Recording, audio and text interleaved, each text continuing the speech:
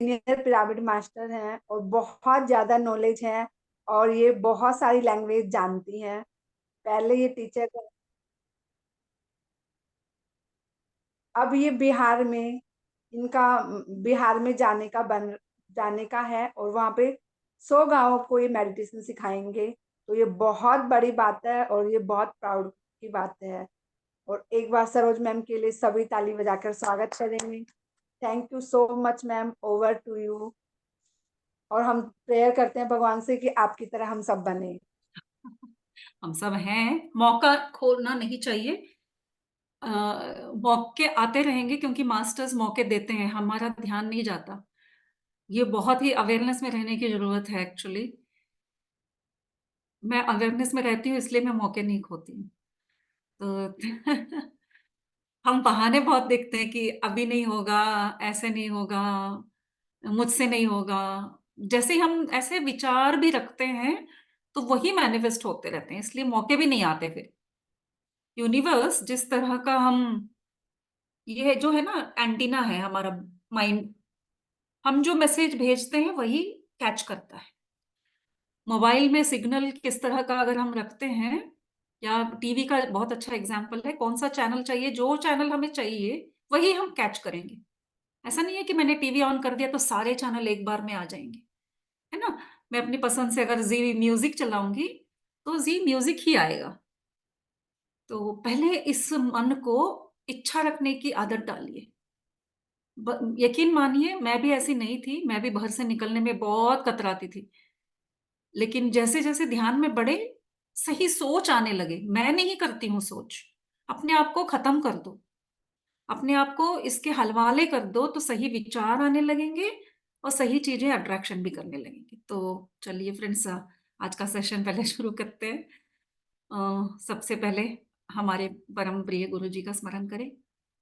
ब्रह्म ऋषि पितामह doctor Subhash पत्री sir और गुरु माता पत्री मैडम, सारे एस्ट्रल मास्टर्स, पिरामिड मास्टर्स, उन सब का स्मरण करते हुए, उनके एनर्जी से जुड़ते हुए आज का विषय हम शुरू करते हैं। आज का विषय है राघवेंद्र स्वामी जी पे, उनका उनकी आत्मा की जर्नी किस तरह थी। देखिए ये बहुत सुंदर एक कॉन्सेप्ट है। हमने कई विद्वानों को, ऋषियों को, मुनियों को भगवान का नाम देकर उनको एक अपने से अलग बना के रख दिया।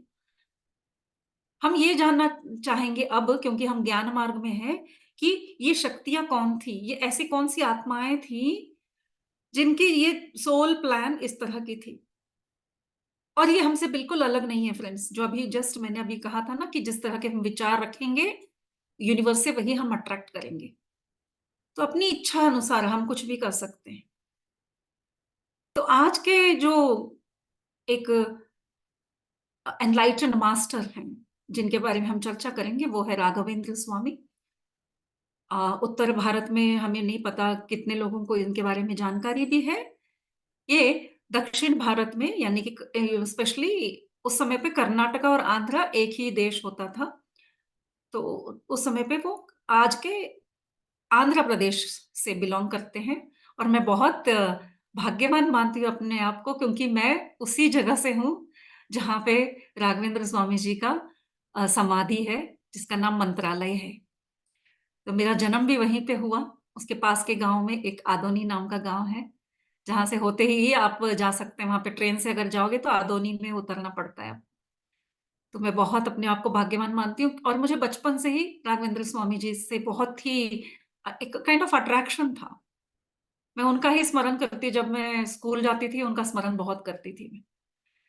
तो आज जब मुझे इस विषय पे बात करने को मिला, तब भी मैं बहुत ही एकदम डिलाइटेड हो गई कि ओ माय गॉड, कितना अच्छा टॉपिक मिला मुझे। कथाएं बहुत है फ्रेंड्स। जब भी हम किसी की भी कथा लेते हैं तो बहुत कहानियां सुनने को मिलेंगी। उनके जीवन काल में जितने जितने मिरेकल्स हुए हैं, बस उनका बखान करेंगे, हम गुणगान करेंगे। और उस व्यक्ति विशेष को ऊपर, अपने से ऊपर और अनछुआ बना देंगे कि ओ माय गॉड, हम यहां तक नहीं पहुंच सकते, ये तो बहुत ऊंची चीज है। और फिर हम उनको भगवान मानकर, मतलब अपने से भगवान को हमने हमेशा अलग ही किया है, तो इनको भी हम भगवान का दर्जा देकर अपने से अलग करके उनके मंदिर बनाएंगे, उनकी पूजा अभिषेक करेंगे। लेकिन ये नहीं देखेंगे कि उनसे हमें कौन सा ज्ञान मिल रहा है। और आज हम ऐसे कगार पे खड़े हैं, आनापानासति ध्यान करने के बाद हम ज्ञान की प्राप्ति करते हैं, बहुत सुंदर ध्यान से ज्ञान। और जब ज्ञान मिलता है तो हम बहुत ही सही चश्मा लगाकर चीजों को देखने लगते हैं कि कौन क्या है। ऐसे ही आपके आसपास में भी जितने भी संत होंगे, उनकी जीवन दर्शनी देखिए आप, क्या दर्शाना चाहते हैं। तो राघवेंद्र जी, जब उनका जन्म हुआ एक ब्राह्मण कुल में, बहुत ही ब्राह्मण, उस समय के ब्राह्मणों का एक ही काम होता था कि ज्ञान देना। ऐसे परिवारों से वो होते थे जहां पे उनको ज्ञान बचपन से दिया जाता था, आश्रमों में पलते थे, गुरु से ज्ञान प्राप्त करते थे और उनको ज्ञान देना एक ही काम होता था। कोई और व्यवसाय नहीं कर सकते थे वो, यानी कि खेती बाड़ी करना, कोई बिजनेस करना, चाहे कितनी भी गरीबी आ जाए, उनका एक ही काम होता था कि अपने संग्रहित ज्ञान को बांटना। और ऐसा नहीं है आजकल की तरह कि हम टीचर्स बन गए, प्रोफेसर बन गए तो हमें सैलरी मिलती है, ऐसा नहीं होता था। फ्री में बांटना, और गुरु दक्षिणा के तौर पे जिसकी जैसी हैसियत होती वो उनको देते घर चलाने के लिए। तो राजा का बेटा आता अगर उनके पास तो वो अपने हिसाब से देता है, ऐसा नहीं है फिक्स्ड फीस है। हम आजकल फिक्स्ड फीस देखते हैं कि कहाँ पे फीस कम है वहां चले जाएं, हम ज्ञान नहीं देख रहे कि कौन सा ज्ञान, कौन से गुरु क्या ज्ञान दे रहे हैं। तो ज्ञान कैसा ज्ञान देते, जो उन्होंने ग्रंथ पढ़े उस समय पर, सारे ग्रंथों से ही हमें, वेदों से, ग्रंथों से शास्त्रार्थ करके जो ज्ञान मिलता वही बांटा जाता। लेकिन ऐसे गुरु बहुत ही भाग्यशाली लोग होते हैं जिनको ऐसे गुरु मिलते हैं, क्योंकि उनकी जीवनी ही एक विशेष रूप से हमें ज्ञान देती है। तो ये राघवेंद्र स्वामी जी जो थे, उनको बचपन से ही सन्यास का शौक था। ज्ञान प्राप्त करके उनको सन्यास लेके और अधिक गहराई से ज्ञान प्राप्त करने की इच्छा थी। लेकिन देखिए उस समय पर भी सन्यासी बनना अच्छी बात है, गलत नहीं है, लेकिन अपनी जिम्मेदारी एक सांसारिक जीवन में रहते हुए, निभाते हुए, ज्ञानार्जन करते हुए आगे बढ़ना आध्यात्मिक मार्ग में, वो बहुत सही वाला सम्यक, यानी कि सही मार्ग होता था, सम्यक मार्ग।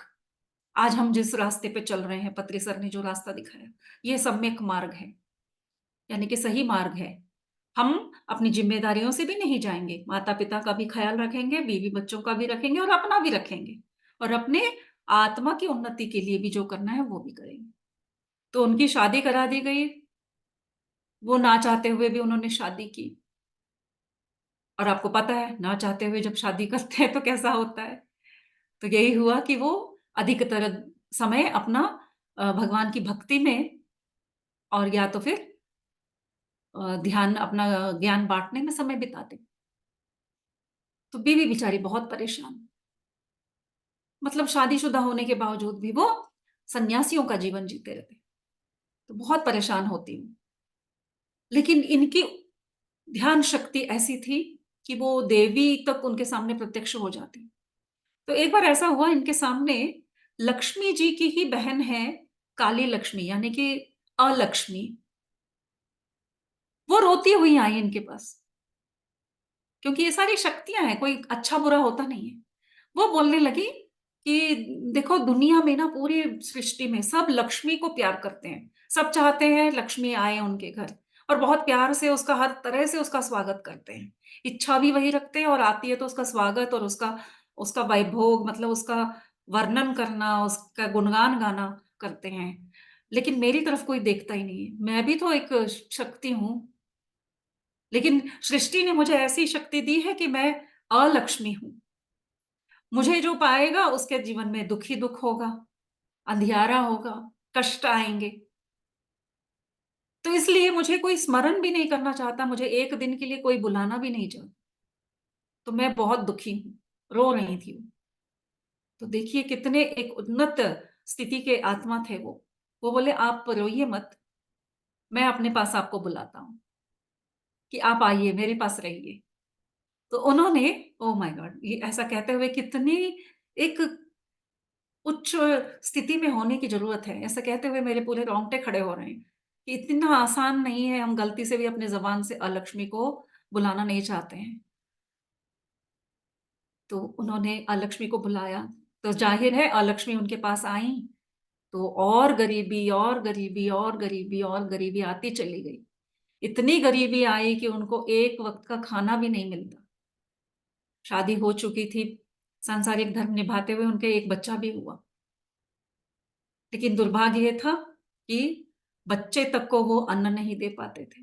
पत्नी बहुत परेशान थी कि आप कुछ जाके काम क्यों नहीं करते हो? कमा के क्यों नहीं लाते हो? दष्ट-पुष्ट तो हो, बैठे-बैठे क्या है ध्यान में बैठना, पूजा-पाठ करना। लेकिन वो कहते थे कि हमारा धर्म नहीं है कि मैं कहीं जाके काम करूँ। मेरा धर्म एक ही है कि मैं ज्ञान बाँटूँ, सिर्फ़ टीचिंग का काम कर सकता हूँ। और जो टीचिंग के लिए बुलाते वो भी गरीब के बच्चे ही आते। गरीब टीचर के पास कौन आएगा? गरीब बच्चे। और गरीब बच्चा क्या देगा? पैर छू के चले जाते।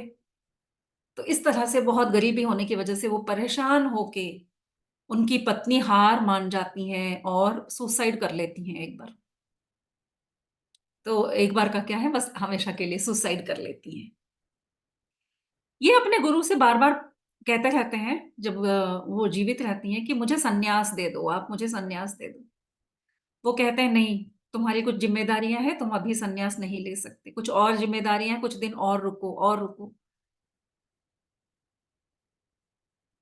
इस तरह से होते-होते कुछ दिन और रुके और ऐसी परिस्थिति आई कि बहुत गरीबी आई और उनकी बीवी ने कुएँ में कूदकर अपनी जान दे दी।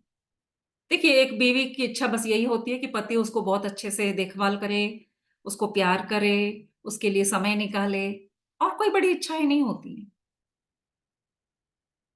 लेकिन जब उनकी बीवी की डेथ हुई, तो इन्हें लगा अब तो मैं फ्री हो गया, अब तो मैं संन्यास दीक्षा ले ही सकता हूँ। तो इससे पहले ही वो संन्यास दीक्षा जब लेने गए, आई थिंक उस समय पे उन्होंने आत्महत्या की। ये अपने गुरु के पास जाते हैं संन्यास दीक्षा के लिए, तो उन्हें उनकी पत्नी को बहुत ही बुरा लगता है, तब वो आत्महत्या करती हैं। लेकिन जब वो संन्यास ले चुके होते हैं, तो वो अब संस्कार भी नहीं कर सकते अपने बीवी का। तो उनको पता चलता है, अपने ध्यान में वो देखते हैं कि बीवी ने हार मान ली है और उन्होंने कोऑपरेट करने के बजाय, सहकार देने के बजाय अपना प्राण त्याग कर दिया। फिर उनको लगता है ओह माय गॉड! ये क्या किया इसने? क्योंकि आत्महत्या करने से क्या होता है वो जानते थे कि और वो तो कहानी खत्म ही नहीं होगी।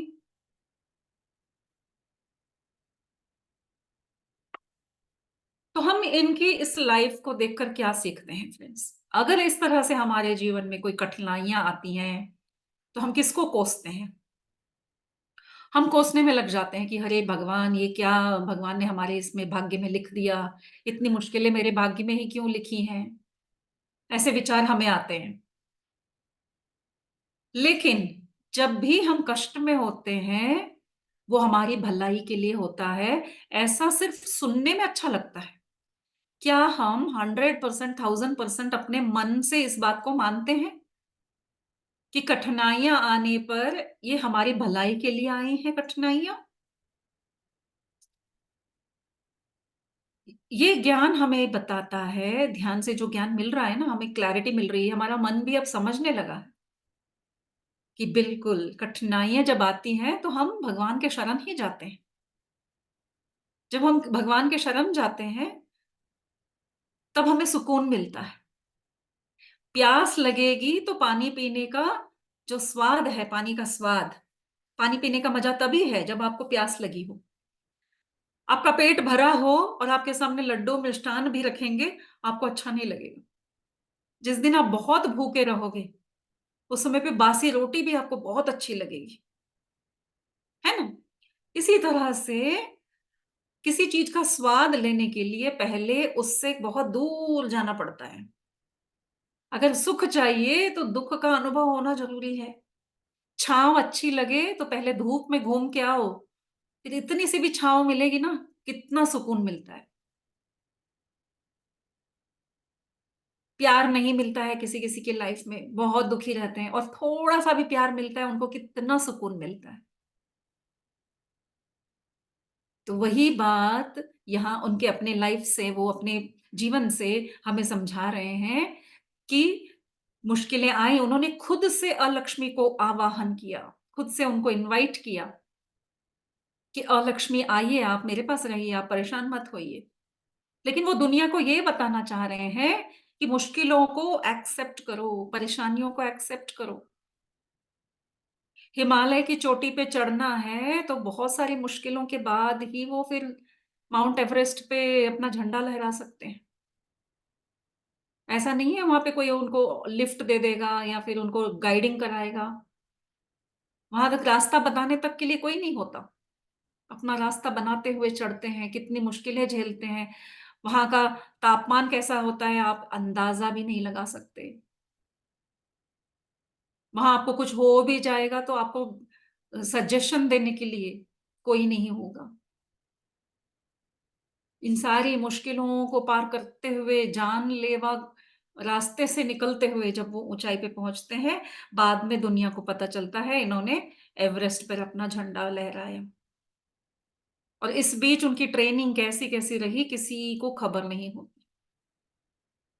हम भी अपने इस आध्यात्मिक रास्ते पे, आध्यात्मिक रास्ता का मतलब क्या है? मनुष्य जीवन जब हम लेते हैं ये हमारी आध्यात्मिक एक प्रगति के लिए ही हम मनुष्य जीवन लेके आते हैं। कोई भी जन्म क्यों ना हो, हम मूर्ख वाला जन्म भी लेंगे ना, जब हम इन्फैंट सोल होते हैं, बेबी सोल होते हैं, तब भी हमारी आत्मा कोई सीख लेने के लिए ही आई है, कुछ समझने के लिए ही आई है। और जब हम मैच्योर भी बन जाएंगे, जब हम डिवाइन सोल भी बनेंगे, तब भी हम कुछ सीखने के लिए आ रहे हैं। वरना बहुत महान, जो एकदम हम जिसे महान आत्मा कह सकते हैं, वो राम अवतार लेके, कृष्ण अवतार लेके इस धरती पर शरीर का धारण करके आती क्यों? क्योंकि उनकी लर्निंग में वो कुछ लेसन्स रह गए थे। कुछ सिखाने के लिए तो कुछ सीखने के लिए भी होते हैं। पहले वो सीखते हैं, जो लेसन्स उनको चाहिए होता है वो शरीर धारण करके धरती पे जन्म लेते हैं। इस बॉडी की जरूरत बहुत है अनुभव प्राप्त करने के लिए। शरीर नहीं होगा तो आपको किसी भी चीज का अनुभव नहीं होगा। पत्री सर इसलिए कहते थे, जो भी मजे लेने हैं अभी ले लो, वहां कुछ नहीं मिलेगा। मिलेगा भी तो भी मजे नहीं आएंगे। पकौड़ियां खानी है यहीं पे पकौड़ियां खा लो, वहां जाने पर पकौड़ियां खाने को नहीं मिलेंगी। ऐसा है कि दूसरे डायमेंशन में आप जो चाहोगे मिलेगा, लेकिन उसका स्वाद नहीं मिलेगा। दूसरे डायमेंशन का जब वर्णन किया गया है ध्यानियों ने, हमारे ही पिरामिड के ध्यानियों को भी अनुभव हुआ है, और कई और किताबों में भी ये व्याख्या दी गई है कि अन्य डायमेंशन में यानी अन्य लोक में अगर हम जाते हैं, हम बोलते हैं ना हमें स्वर्ग चाहिए, स्वर्ग चाहिए, तो आप स्वर्ग में भी जाओगे, सारी चीजें होंगी, लेकिन मजा तभी ले सकते हो जब आप शरीर में होंगे। वहां आपका कोई ये शरीर नहीं होगा, ये भौतिक शरीर ही आपको सुख दे सकता है या दुख दे सकता है। अन्य डायमेंशंस में, अन्य लोकों में आपके पास ये भौतिक शरीर नहीं होती है। इवन आप नरक में भी जाते हो, अगर आपने गरुड़ पुराण पढ़ा होगा तो उसमें भी बताते हैं कि अरे हम मरने के बाद तो हम शरीर छोड़ के चले जाते हैं, तो वहां किसको पनिशमेंट दिया जा रहा है, किसको तेल में डाल के भूना जा रहा है, किसको मारा जा रहा है, किसको काटा जा रहा है? आत्मा को तो कोई कुछ भी कर दे, उसको कोई शरीर नहीं है तो उसको कोई फीलिंग नहीं आएगी। और ना शरीर आत्मा को ना कोई काट सकता है ना कोई जला सकता है। तो किसके साथ हो रहा है वहां पे नरक में? ध्यान बंधुओं, जागो, सिर्फ कथा मत पढ़िए। सिर्फ कथा पढ़ पढ़ के मैंने तो गरुड़ पुराण पढ़ लिया, मैंने तो शिव पुराण पढ़ लिया, मुझे तो सारे संतों के बारे में सारी कहानियां मालूम है। लेकिन ध्यान में आने के बाद इन बातों को और गहराई से समझने की हमें समझ मिलती है फ्रेंड्स। आप उनके जगह पे रह के देखो कैसे होता है। तो मैं इसका उत्तर तो दूंगी नहीं, ये बहुत बड़ा एक प्रश्न आपके लिए छोड़ के जा रही हूँ आज, कि नरक में जब शरीर नहीं होता है, मरने के बाद तो शरीर को यहाँ दफनाया जाता है, तो आपका मृत्यु लोक में जो आप बताते हैं नरक में आपको अनुभव करना पड़ता है, वो कैसे अनुभव होता है? तो इसलिए जो ज्ञानी होते हैं वो इस शरीर के रहते हुए ही बहुत सारी पीड़ाओं को स्वागत करते हैं। उनके लिए देखिए, बीवी का मरना भी कोई दुखद घटना नहीं थी। हमारे हस्बैंड या वाइफ एक दूसरे के लिए, या हमारे भाई बहन बन के, माता पिता बन के जो सोल्स आते हैं हमारे जर्नी में, हम सबका एक एक क्लासरूम की तरह हो जाता है। एक फैमिली इज अ क्लासरूम और लाइफ इज अ यूनिवर्सिटी। तो क्लासरूम में क्लासमेट्स बन के अगर एक दूसरे की हेल्प करते हुए हम आगे बढ़ते हैं तो नॉलेज हमारी बढ़ेगी। और ये हमारा जीवन भी असली का क्लासरूम की तरह ही हो रहा है कि जो फर्स्ट रैंक आ रहा है तो वो पढ़ के फर्स्ट रैंक आ रहा है, और बैक बेंच में जो बैठा है वो पढ़ना नहीं चाहता और ना ही अपने क्लासमेट्स के साथ डिस्कशन करना चाहता है। लेकिन ध्यानी वो है जो क्लासरूम में बैठ के अन्य को भी सिखाएगा कि बैठ, मुझे ये बात समझ में आई जो टीचर समझा रही है, मैं तुझे बताता हूँ, इधर आ। तो ध्यानी का काम वही है कि जो हम समझ रहे हैं, सीख रहे हैं, उसे हम औरों को भी समझाएं। तो राघवेंद्र स्वामी की वाइफ, उनकी पत्नी ने उनका साथ छोड़ दिया। तो देखिए यहाँ पे क्या हुआ, उनके लिए अच्छा हुआ या बुरा हुआ? हमें लगता है बेचारे, वो बिचारी या फिर ये बिचारे, हमको ये वर्ड यूज करना बहुत अच्छा लगता है कहानियों में। लेकिन इसको कहानी की तरह ना देखें। संतों की कहानी कहानी नहीं होती है। वो सोल ऐसी थी कि उनको एक, जैसे क्लासमेट, स्कूल में एक टीचर हूं तो मैं बहुत अच्छे से आपको ये बात समझा सकती हूँ कि टीचर ना बैठने के लिए जो सिटिंग अरेंजमेंट करती है ना, एक अच्छा पढ़ने वाला बच्चे के साथ एक अच्छा ना पढ़ने वाले बच्चे को बिठाती है, ताकि इसकी संगत में रह के वो थोड़ा सीख जाए। एक शैतान होगा तो दूसरा शांत बच्चा होता है, उसको साथ करके बिठा देते हैं कि उसकी वजह से ये शांत बैठेगा। दोनों शैतान को बिठाएंगे तो बहुत डिस्टर्ब होगा। तो जीवन में भी ऐसा ही होता है फ्रेंड्स। आप कितने ही महात्माओं की कहानियां देखिए, उनके साथ में जो सोल्स आई हैं वो एक्चुअली उनके साथ सीखने के लिए आई होती हैं। लेकिन देखिए, बैक बेंचर तो बैक बेंचर है, कभी कभी सीख जाते हैं और कभी नहीं सीखते हैं। तो राघवेंद्र स्वामी जी की पत्नी वो ऐसे एक सोल के साथ पत्नी बनने का कॉन्ट्रैक्ट लेके पैदा हुई कि भाई मैं बहुत वीक हूं, मुझे इनकी एनर्जी की जरूरत है ताकि मैं भी कुछ सीखूं। लेकिन जब उन्होंने जन्म लिया, वो भूल गई वो किस लिए उन्होंने जन्म लिया था, और उन्होंने फिर से हताश होके अपनी जर्नी को खत्म कर दिया। इसका ऑपोजिट मैं बताना चाहूंगी, श्री रामकृष्ण परमहंस जी की कहानी। वो भी तो उसी तरह की जीवनी जीते थे। बिल्कुल, वो तो मुग्ध बालक की तरह थे। यहाँ तो इनको परिवार का सुख मिला, वहां तो कुछ भी नहीं। पहले दिन से ही उन्होंने माता करके उनकी पूजा कर दी, और शारदा देवी ने उनको बच्चे की तरह पाला। सिर्फ खाना बनाना, समय पे उनकी जो पसंद थी वो खाना बनाना देना, उनके लिए जो आ रहे हैं लोग मिलने उनको भी खिलाना और इनको भी खिलाना। लेकिन वो हार नहीं मानी। तो वो सोल अपने जर्नी में कामयाब हुई। मास्टर के जाने के बाद भी वो अपने जर्नी को सही समझ के उन्होंने फिर विवेकानंद जैसे बच्चे को अपना बेटा बनाया। और ऐसे कई करोड़ों बच्चे हैं आज उनके। उनका मिशन चला, तब जाके बना रामकृष्ण मिशन। उससे पहले कोई रामकृष्ण मिशन नहीं था। शारदा देवी ने और विवेकानंद ने मिलके बनाया। क्या बनाया? मिशन क्या है? जो सीख मिली उसको आगे सिखाते चले गए, जो नॉलेज प्राप्त किया वो नॉलेज बांटते चले गए। ये हर सोल का पर्पस होता है कि जो नॉलेज हम अक्वायर कर रहे हैं किसी भी विधान से, ध्यान से कर रहे हो, पुस्तक पढ़ के कर रहे हो, या संगत से कर रहे हो, तो ये देखने को मिलता है कि यहाँ पे कोई सही गलत नहीं होते हैं किसी भी लाइफ में। मास्टर्स आते हैं और अपने आप को एक एग्जाम्पल बना के हमें दिखाते हैं।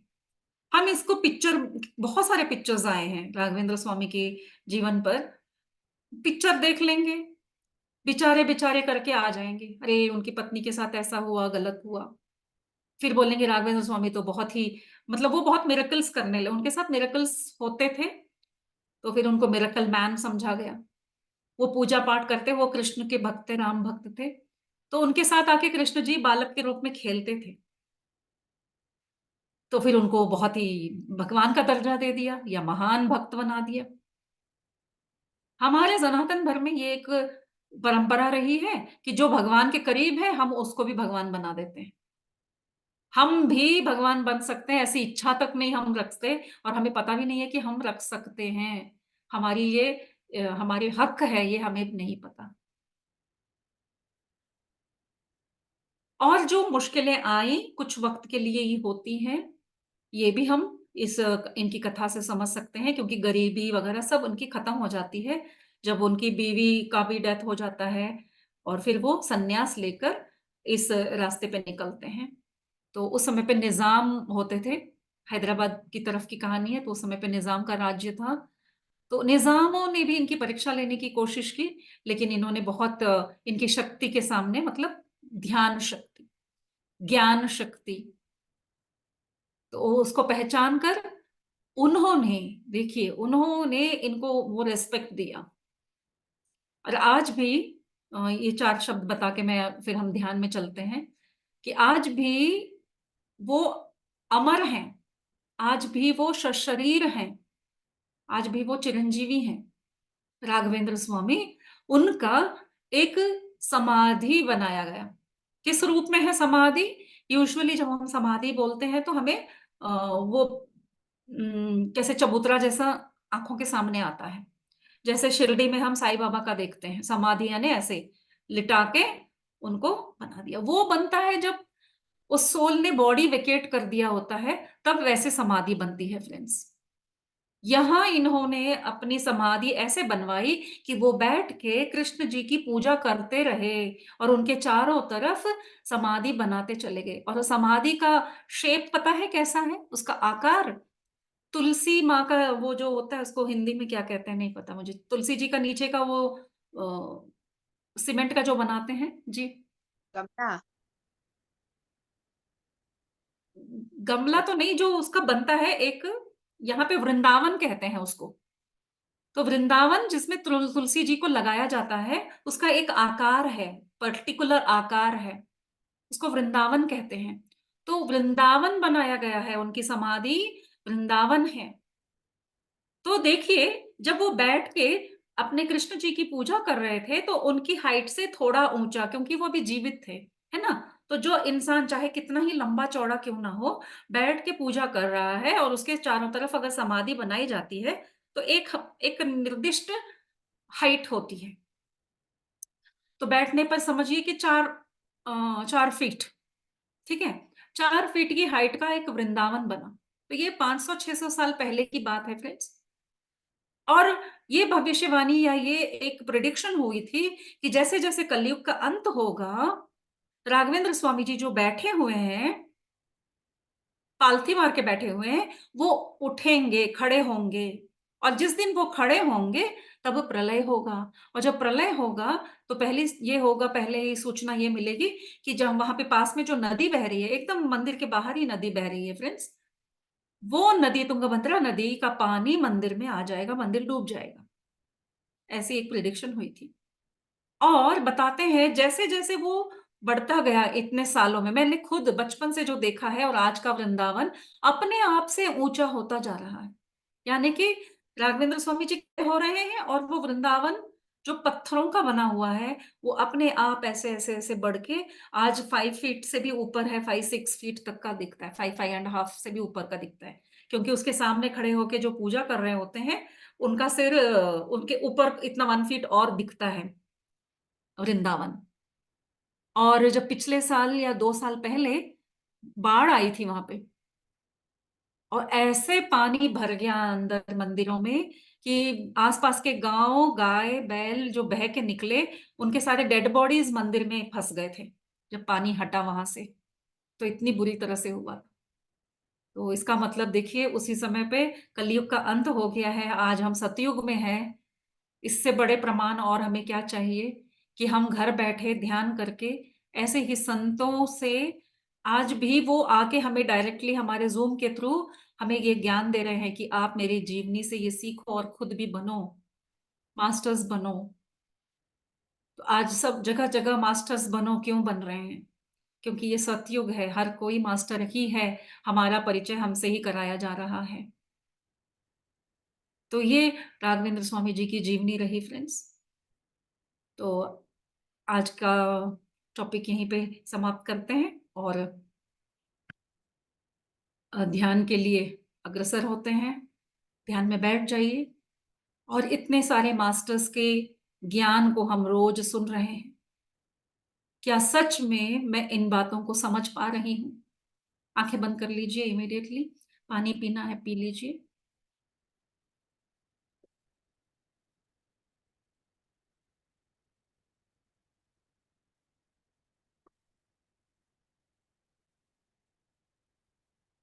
इस एनर्जी से हटिए मत।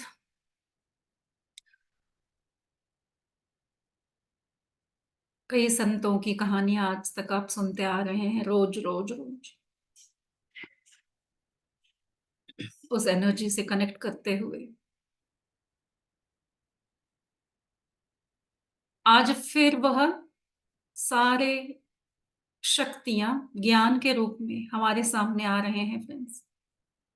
सशरीर नहीं, एनर्जी के रूप में।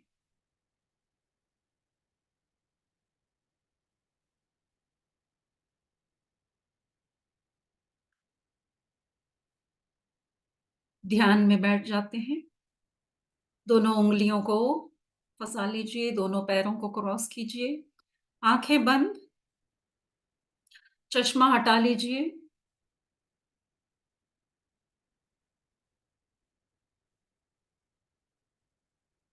सुखासन में बैठेंगे बहुत ही कंफर्टेबली। लेट के कोई नहीं करेगा फ्रेंड्स। आप बीमार हैं तो आप थोड़ा बैक रेस्ट लेके बैठ जाएं। घुटनों में दर्द है तो आप बेड पे अपना घुटनों के नीचे थोड़ा हल्का सा कुशन लगा के बैठें ताकि आप कंफर्टेबल फील करें। इस बीच कोई आंखें नहीं खोलेगा। जो एडजस्टमेंट करना है पहले कर लें, बाद में कोई एडजस्टमेंट नहीं करना।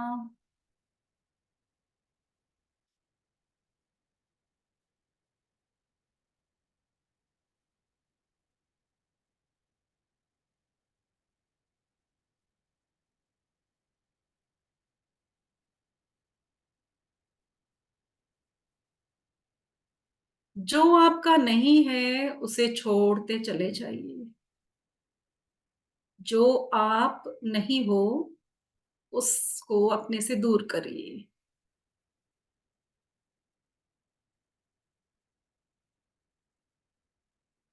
क्या आप ये जहां बैठे हैं वो घर आप हो क्या? ये घर आप नहीं। तो आप जहां बैठे हैं उस जगह से अपने मन को हटा लीजिए।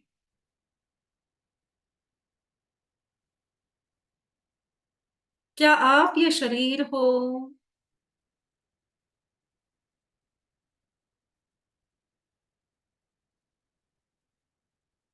बिल्कुल नहीं। ये तो एक वाहन है। इस शरीर पर से, इन अंगों पर से अपना मन हटा लीजिए। क्या आप ये वस्त्र हैं जो वस्त्र पहन रखे हैं? बिल्कुल नहीं। आपका मन वस्त्रों पर से भी हटा लीजिए।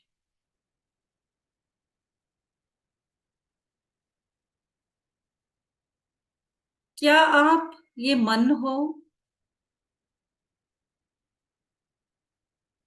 जिसमें ये विचार आ रहे हैं? नहीं। आप ये मन भी नहीं हो। तो अब उस पर से भी आपका ध्यान हटा लीजिए।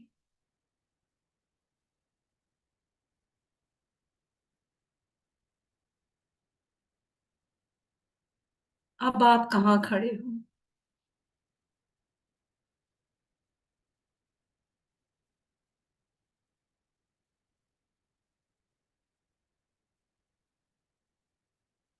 अपने आप को पहचानने के लिए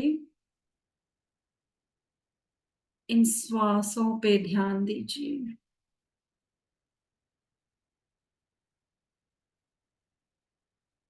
क्या ये श्वास, चलती हुई श्वास आप हो?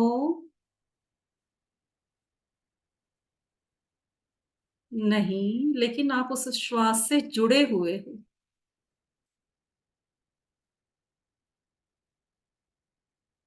तो इस सहज श्वास पे ध्यान दीजिए। इससे जुड़े हैं तो इसके थ्रू आप अपने आप से मिल सकोगे। जैसे पतंग की डोर पकड़ेंगे तो पतंग मिल जाएगी ना। तो श्वास वो डोर है जिससे आप बंधे हो।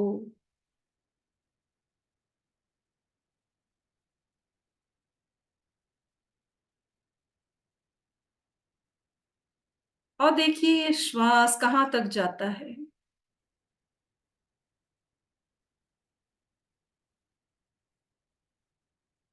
आपके नासिका द्वार से अंदर की ओर, लेकिन कितने अंदर तक। लंबी सांस ना लें, प्राणायाम ना करें,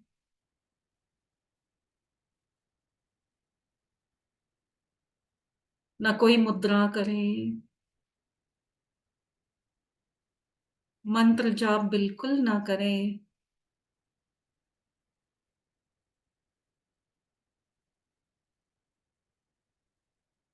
किसी देवता का स्मरण, गुरु का स्मरण भी ना करें।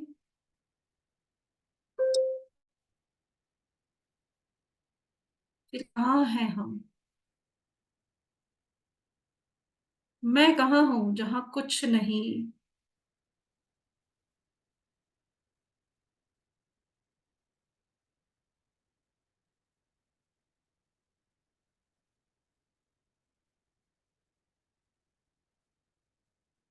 जहां शून्य है, सब कुछ शून्य, मैं वहां हूं।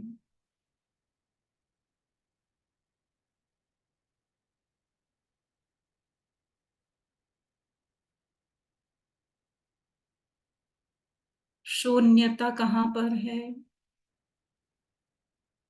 ये पूरा ब्रह्मांड एक शून्य है फ्रेंड्स।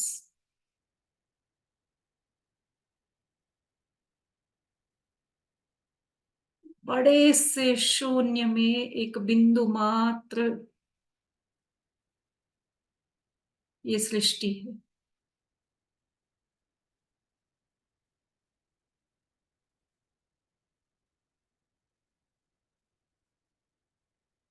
शून्यता भी उसी की सृष्टि है फ्रेंड्स।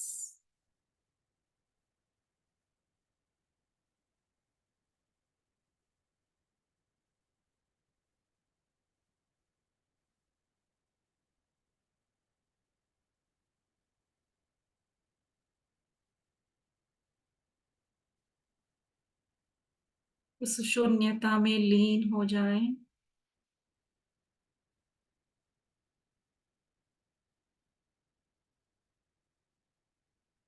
अन्य कोई विचार नहीं।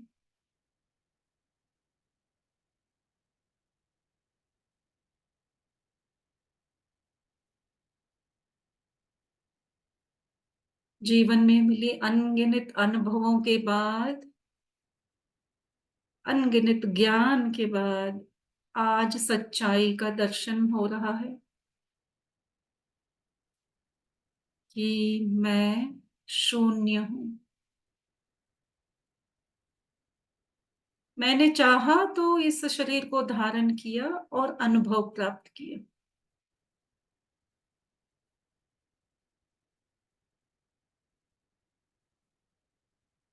बस उस तक ही सीमित है।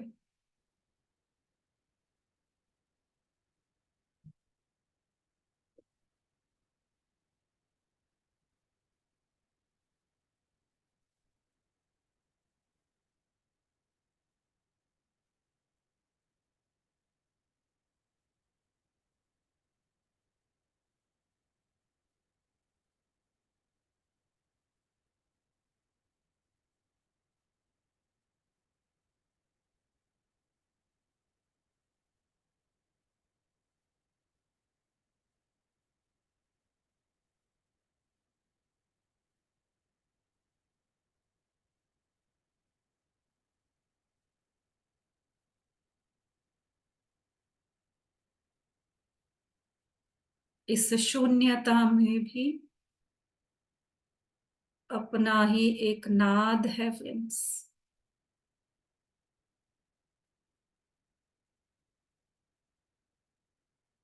Music of the silence.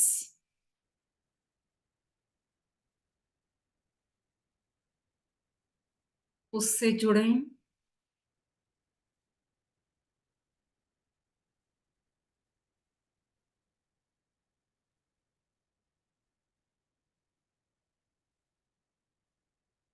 हर किसी को अपना अलग म्यूजिक सुनाई देगा।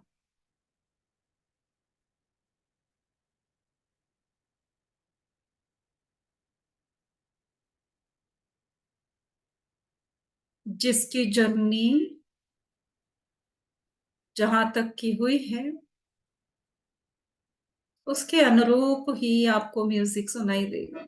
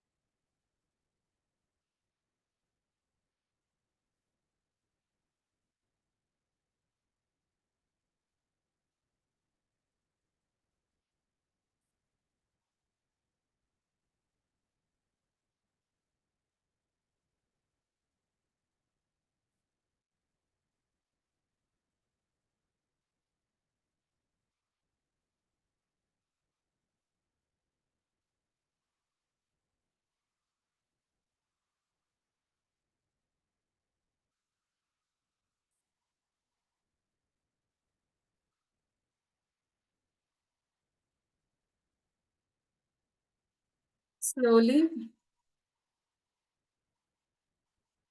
इस बॉडी कॉन्शियस में आए।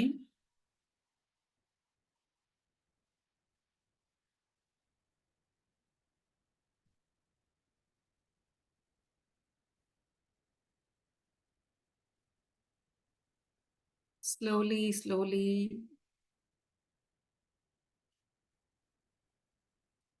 इस महाशून्यता से निकलकर इस बॉडी कॉन्शियस में आए फ्रेंड्स।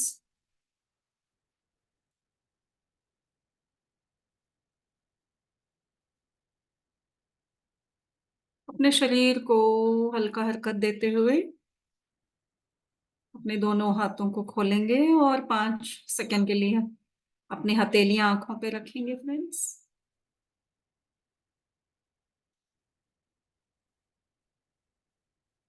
5 4 3 2 1 0।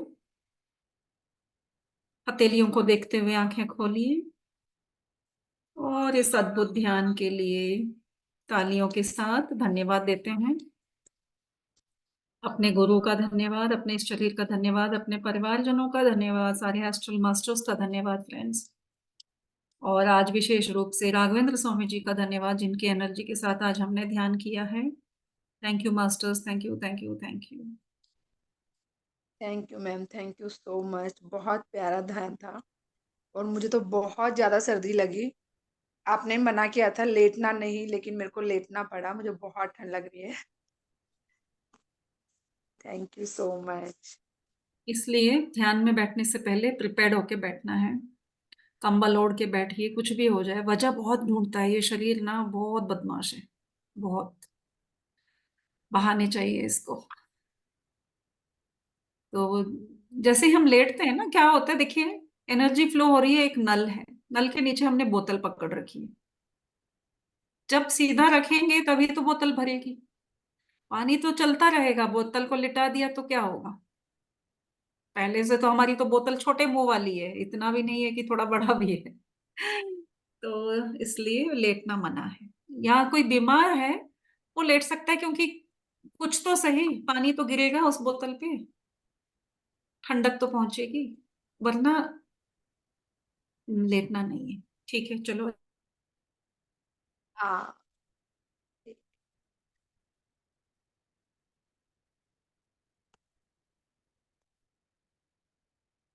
हाँ। यस वंदना जी। आत्मा वंदन सभी को। सरोज जी आपको। अब म्यूट है मैम। अ, तो मैंने अभी जो बोला कुछ सुनाई दिया? हाँ, नहीं दिया। ओ माय मैं तो म्यूट हो इतना गई थी लंबा आप। कह गई। म्यूट हो गई थी आप। ओके, मैं कह रही थी लेट के करना क्यों नहीं चाहिए। वो तो सुन लिया था, वो वो तो तो सुन लिया, ओके ठीक है। मैं कह रही थी मेरा 5 बजे दूसरा एक मीटिंग है, तो बहुत जल्दी इसको मैं निपटाना चाहूंगी। 10 मिनट का टाइम है प्लीज। मैम 6 बजे 7:15 बजे भी आपकी है ना आज का? हाँ जी, लेकिन अभी भी 5 to 7 दूसरी मीटिंग है। क्या बात है बोलो। मैम। एक बार ताली बजाएंगे सब मैम के लिए, इतने शोर साथ लेके। Thank you so much ma'am. Thank you thank you thank you. Actually आपको बताया गया था ना कि एक पत्री सर ने वो कहा था कि आध्यात्मिकता में रहने वालों को ही गवर्नेंस यानी कि एडमिनिस्ट्रेशन संभालना चाहिए। तो उस समय पर ही 7 साल हो गए शायद, या उससे ज्यादा, पिरामिड पॉलिटिकल पार्टी नाम से एक पॉलिटिकल पार्टी है हमारी। तो कुछ सालों से ये बहुत ही मंद मंद चल रही थी। ओनली आंध्रा में बहुत ज्यादा अच्छे से चल रही थी। तो इस पिछली बार करताल में एक मीटिंग हुई, तो वहां पे ये निश्चय किया गया कि पूरे भारत देश में हर स्टेट वाले अपने अपने स्टेट में इस पर काम करेंगे। तो उसके लिए पहले कुछ बातें जानने भी जरूरी है, क्योंकि हम तो बिल्कुल अनाड़ी हैं, हम तो कुछ नहीं जानते हैं ना।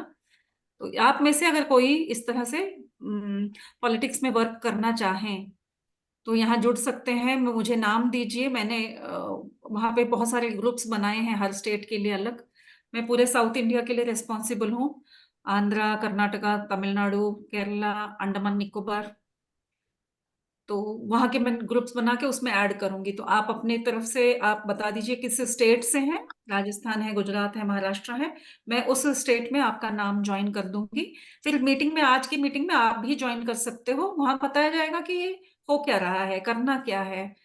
तो इसकी बात की क्लैरिटी मिलेगी। अगर आप आगे बढ़ सकते हैं तो बढ़िएगा, नहीं कर सकते तो साइलेंट भी हम इसका सपोर्ट कर सकते हैं। एक लीडर को खड़ा करने के लिए बहुत सारे लोगों की जरूरत होती है फ्रेंड्स।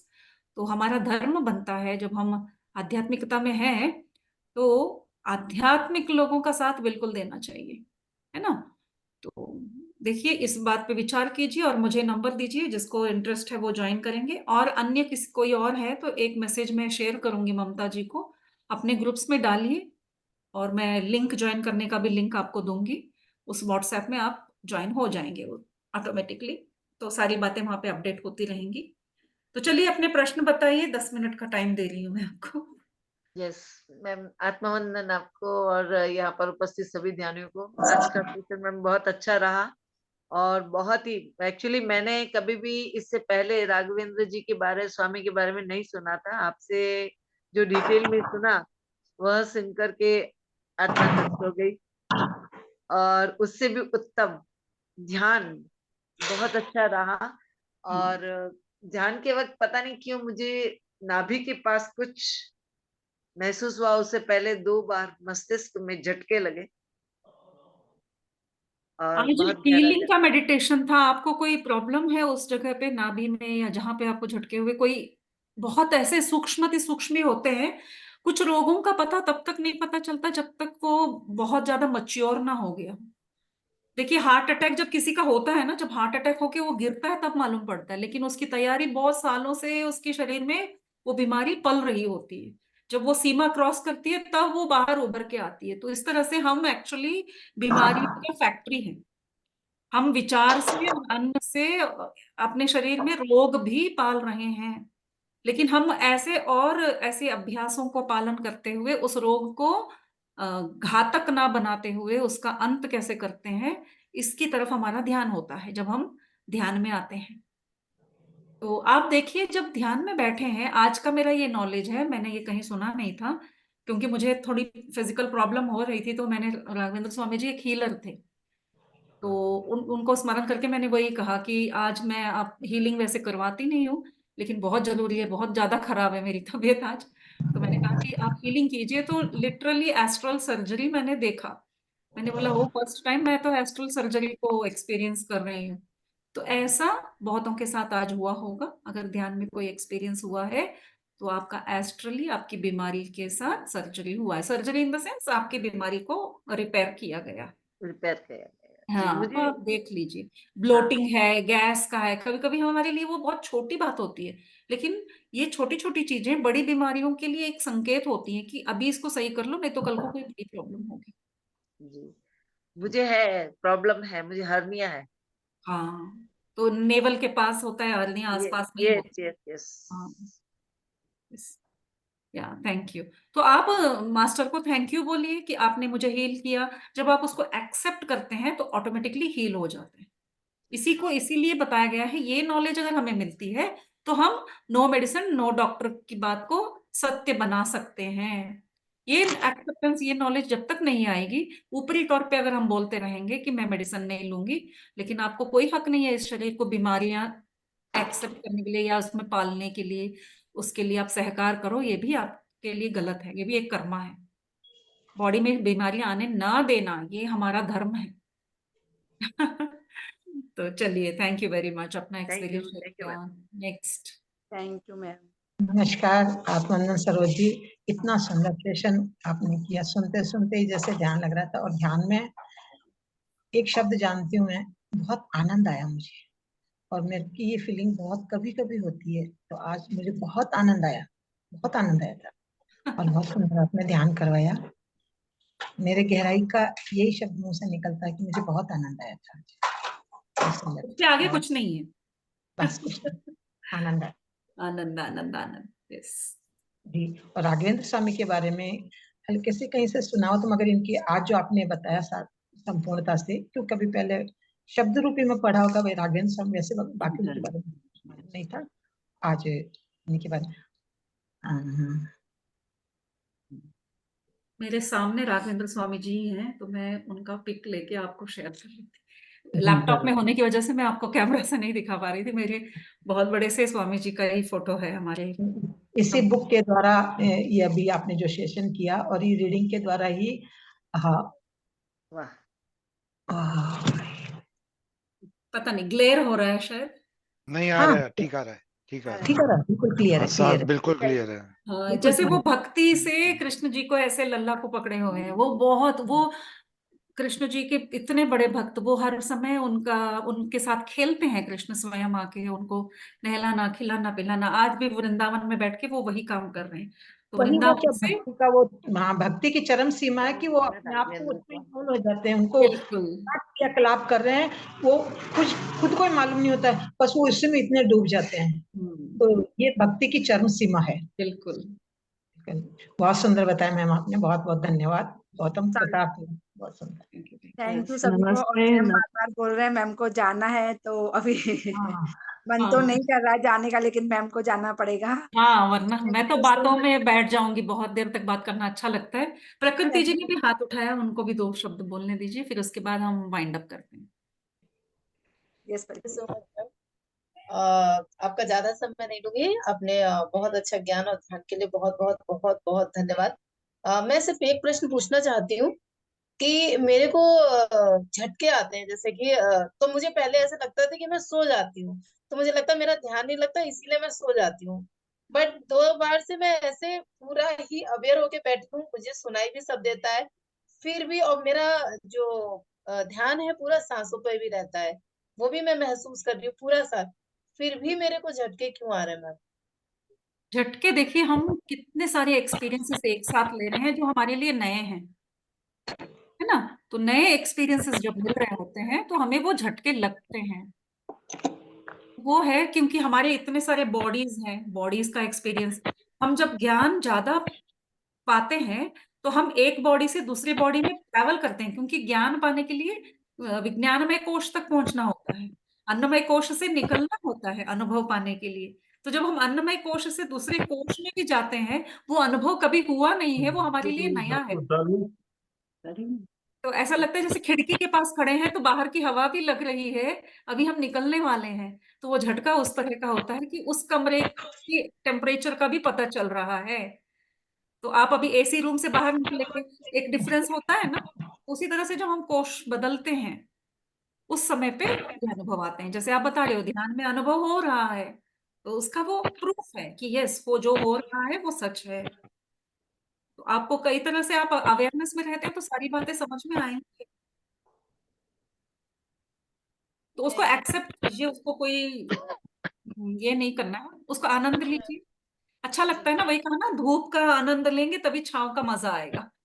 तो इस शरीर का जो अन्नमय कोश का आनंद है, जब निकलेंगे, वाह कितना अच्छा लग रहा है ना। वो झटके लगते हैं तो कितना अच्छा लगता है, जैसे हिचकी आती है तो अच्छा लगता है देखने वाले को लगता है कि हिचकी लगी है, लेकिन हिचकी का अपना आनंद है। जब हिचकी लगती है कितना मजा आता है। तो हर चीज का मजा लीजिए। छींक आती है, कितना मजा आता है, पूरा मैम झन बॉडी हो जाता है, पूरा ऐसे एकदम शेक, पूरा क्लियर। एक बात बोलूं, आपका कहने का जो अंदाज, वही अंदाज आनंदी ही है। हर शब्द हर क्रियाकलाप आनंद में ही चल रहे हैं, तो हमें बहुत आनंद आ रहा है। Thank you. Thank you. Thank you. Ma'am एक चीज पूछनी थी। जी पूछिए। मैम पिछले 1 महीने से मुझको ऐसा हो रहा है कि जो है कि मेरी थर्ड आई में जो है बहुत ज्यादा वाइब्रेशंस होते हैं, और कनपट्टी पे जो है ऊपर अंदर की तरफ चुभन होती है। कल बड़े टाइम बाद जो है मुझे टाइम मिला दिन में, तो मैंने तकरीबन 2-2.5 घंटे का ध्यान किया है। और कल तो ये था कि नहीं, इसके इसके पहले भी जो है कि मुझको लॉर्ड शिवा, भगवान शिव दिखाई दिए हैं। धुंधले धुंधले से कृष्ण भगवान बांसुरी बजाते हुए भी दिखाई दिए हैं, थोड़े बहुत विजन्स ऐसे ऐसे दिखाई दिए हैं। कल तो मतलब एक्सट्रीम में जो है कि कनपटी के अंदर जो है, जहाँ पीनियल ग्लैंड की तरफ आप मान लीजिए सेंटर में बहुत ज्यादा चुभन हुई है।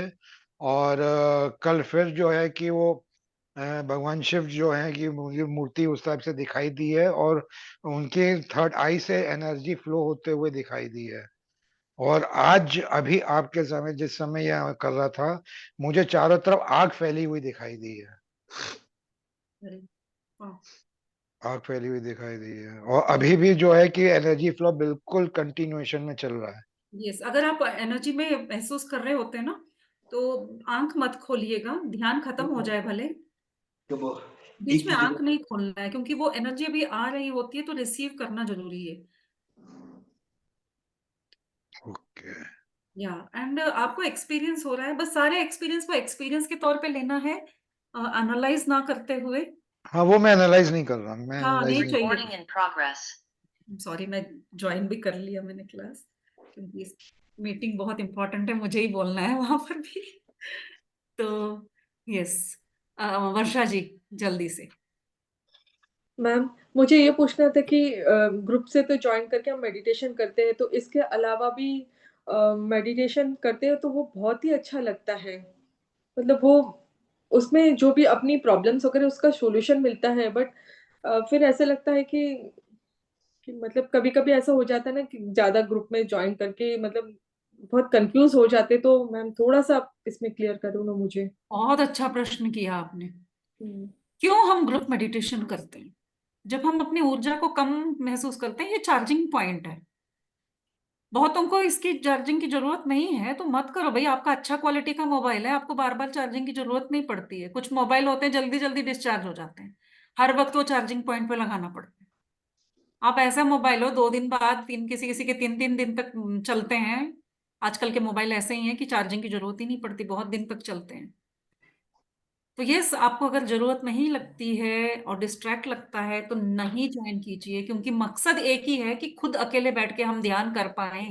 नहीं कर पा रहे हो तभी ज्वाइन कीजिए। बातें अच्छी लगती है, बातें सुनिए। ग्रुप मेडिटेशन करने का मन है, ठीक है, नहीं तो ग्रुप मेडिटेशन के टाइम पे ऑफ करो और अपना बैठ के करो। डिस्ट्रैक्टिव लगता है तो नहीं कर थैंक यू पा मैम। रहे हैं हम, अकेले मेडिटेशन नहीं हो रहा है, मन नहीं करता है, अकेले बैठने पर बार बार विचार आ रहे हैं, तब हमें एनर्जी की जरूरत है। तो ग्रुप में बैठो, पिरामिड में बैठो। तो हर सोल की भूख अलग है भाई। अपने भूख को पहचानिए और उसके हिसाब से कीजिए। कोई रूल्स नहीं है, हार्ड एंड फास्ट रूल नहीं है कि सेशन ज्वाइन करना ही है, नहीं तो आप गुनाहगार हो, ऐसा नहीं है। हाँ मैम, बस यही मुझे गिल्ट था कि मतलब इतनी जगह से बुलाते हैं कि हमारे ग्रुप में ज्वाइन हो, बट मुझे इतना अच्छा लगता है अकेले मेडिटेशन करना। जितना थैंक यू हो मैम। सके मेडिटेशन में आने के बाद, अगर आप इस लेवल पे पहुंचते हैं, मीडिया से दूर रहिए, मोबाइल से दूर रहिए। मोबाइल ही आपके एनर्जी वैम्पायर्स हैं, वो हमारी एनर्जी खींच लेंगे। सच में फिजिकली हमारी एनर्जी कम करनी है तो आप मोबाइल लेके साथ में सो जाओ। एक मीटर है, आप चेक कर लो। कुछ एक्सरसाइजेस भी हैं जो आजकल बता रहे हैं, वो करके देख लें आप। एक इंसान का उन्होंने बताया, एक साइंटिस्ट ने, किस तरह से चेक करते हैं, देखिए। तो एक को बताया कि अपने दोनों हाथ ऐसे करके खड़े हो जाओ, ठीक है। फिर उनका उनका नाम पूछा गया कि आपका नाम क्या है, तो उन्होंने अपना सच्चा नाम बताया। तो नाम बताने के बाद जब उसके हाथ को ऐसे प्रेस किया तो उसका हाथ नीचे नहीं गया, धक्का नहीं दिया, बस ऐसे थोड़ा सा। फिर उनका नाम बोला कि तुम अपने आप से दूसरा नाम बताओ, झूठ बोलो। तो मतलब लाई डिटेक्टर की तरह। तो फिर उसके फिर दोनों हाथ किए, फिर उसने अपना नाम गलत लिया। तो जब गलत लिया तो उसका हाथ फिर से ऐसे प्रेस किया तो वो अपने आप नीचे चला गया। तो ये एक टेस्ट है सच और गलत को पहचानने का। जो बॉडी अगर गलत होता है ना, उसमें ताकत नहीं रहती है। सच जब रहता है तो बॉडी फुल स्ट्रांग होती है, एंड रियल सेंस में स्ट्रांग। वही काम मोबाइल के साथ किया। मोबाइल दूर रखो और दोनों हाथ रखो ऐसे, तब उसका हाथ दबाया, नीचे नहीं गया। मोबाइल लेके उसके पॉकेट में रखा, कुछ नहीं किया, बस फिर से ऐसे खड़े हो, हाथ किया नीचे तो अपने आप नीचे। मतलब तुम्हारा बल कितना ले लेता है एक झूठ और एक मोबाइल, तुम्हारे बल को कम कर देता है। तो अगर आप में इतनी शक्ति है तो जरूर आप कोई सेशन अटेंड ना करें, किताब पढ़िए, अच्छी अच्छी किताबें पढ़िए, काफी है। यहाँ पे जो ज्ञान मिल रहा है, क्या ये कितनी हद तक सही है हमें ये भी नहीं पता फ्रेंड्स, क्योंकि अक्वायर्ड नॉलेज है। यहाँ पर भी बहुत सारे मास्टर्स, जैसे अगर मैं कुछ बोल रही हूँ, मैंने कुछ पढ़ा है, मैंने कहीं से वो ज्ञान लिया है, मैं यहाँ दे रही हूँ। जिस लेवल की मैं हूं उस लेवल का मैं समझूंगी और वही मैं आपको बताऊंगी। तो अगर मेरी समझ कम है तो इस बात को मैं गलत भी समझ सकती हूँ और आपको बताने के टाइम पे वो गलत ही बता सकती हूँ। तो सही नॉलेज से जुड़ने का तरीका है सही पुस्तक पढ़ना। अगर नॉलेज की पिपासा है, ज्ञान पिपासी हो, अच्छे-अच्छे बुक्स लो, ये समय यहाँ सेशन जाऊँ, वहाँ सेशन जाऊँ, लिंक नहीं भेजा, लैपटॉप उठाओ, बैठो, ज़ूम कनेक्ट नहीं हो रहा, वाईफ़ाई काम नहीं कर रहा, कितने डिस्ट्रैक्शंस एंड एनर्जी डिप्लीट होने के चांस। लेकिन वही अगर आपको अच्छे एनर्जी में रहना है, चलो काम हो गया, या तो मैं ध्यान करूँगी या बुक लेके बैठ जाऊँगी। कोई और चिंता ही नहीं आएगी आपके मन में। ये बहुत अच्छी बात है Varsha Patel, please, please, please thank you ma'am, thank you. कोई ज़ूम सेशन अटेंड मत करो, बुक लेके बैठो, अपना खुद का ध्यान करो। इस स्टेज में हम सबको जाना है। खुद मेरा मन कर रहा है अब ये क्लासेस बहुत हो गया भैया, लेकिन अब उल्टा ऐसे हो रहा है कि 365 डेज के क्लासेस शुरू हो गए, उसमें मुझे बोल रहे हैं कि ज्वाइन हो जाओ। मैं बोली अरे बाप रे, ये तो बंद जाऊंगी मैं। क्या करेंगे? चलिए तो मौन रहने का अच्छा मौका मिलेगा, ना बातें सुनेंगे, ना बातें बोलने को अवकाश